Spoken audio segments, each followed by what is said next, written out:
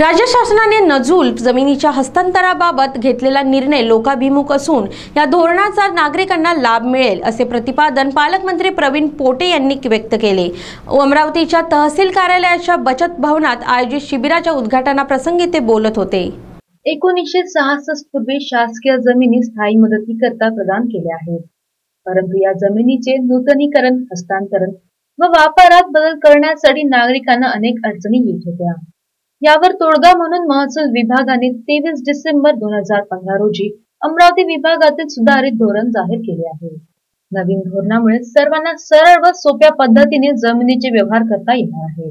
ब्रिटिशकालीन ताब्यात असलेल्या नजूल व बी सत्ता प्रकार जमिनी हस्तांतरणाबाबत निर्गमित झालेल्या नवीन शासन धोरणामुळे नागरिकांना सरळ व सोप्या पद्धतीने जमीन संबंधीचे व्यवहार करता येणार आहे। या नवीन धोरणानुसार नागरिकांवर महसुली नियमानुसार आकारण्यात येणारी अनर्जित उत्पन्नाची रक्कम जमिनीच्या बाजार मूल्याच्या 25% वरून 10% इतकी करण्यात आली आहे।